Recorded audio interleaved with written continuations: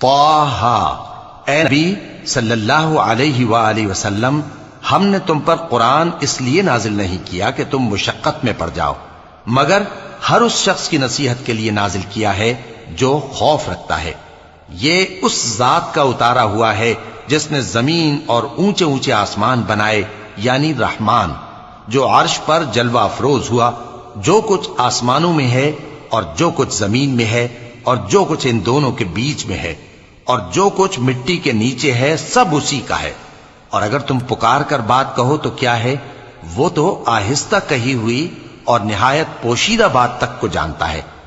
اللہ وہ معبود برحق ہے کہ اس کے سوا کوئی معبود نہیں ہے، اس کے سب نام اچھے ہیں۔ اور کیا تمہیں موسیٰ کے حال کی خبر ملی ہے؟ جب انہوں نے آگ دیکھی تو اپنے گھر والوں سے کہا کہ تم یہاں ٹھہرو، میں نے آگ دیکھی ہے، میں وہاں جاتا ہوں، شاید اس میں سے میں تمہارے پاس انگارہ لاؤں یا آگ کے مقام سے اپنا رستہ معلوم کر سکوں۔ پھر جب وہ وہاں پہنچے تو آواز آئی کہ اے موسیٰ، میں تو تمہارا پروردگار ہوں، تو اپنے جوتے اتار دو، تم یہاں پاک میدان یعنی طویٰ میں ہو، اور میں نے تم کو منتخب کر لیا ہے، تو جو حکم دیا جائے اسے سنو۔ بے شک میں ہی اللہ ہوں، میرے سوا کوئی معبود نہیں، تو میری عبادت کیا کرو اور میری یاد کے لیے نماز پڑھا کرو۔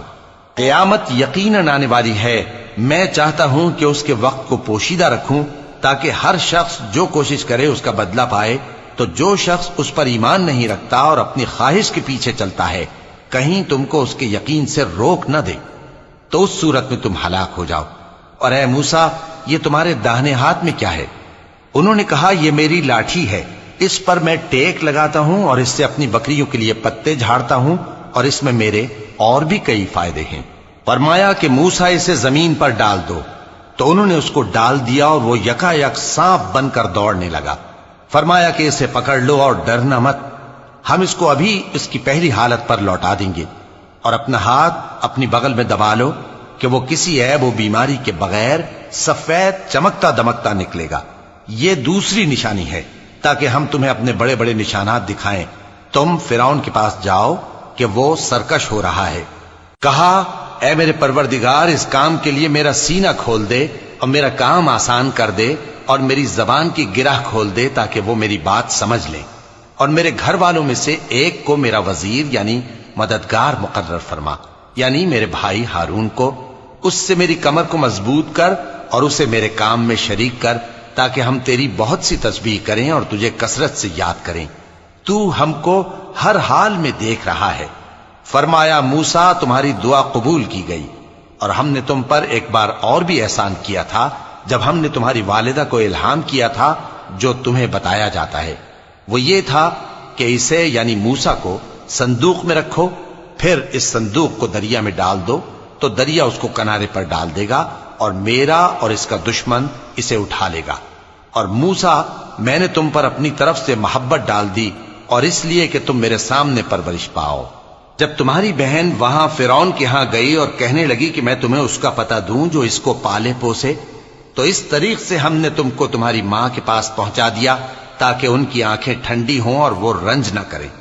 اور تم نے ایک شخص کو مار ڈالا تھا تو ہم نے تم کو غم سے نجات دی، اور ہم نے تمہاری کئی بار آزمائش کی، پھر تم کئی سال اہل مدین میں ٹھہرے رہے۔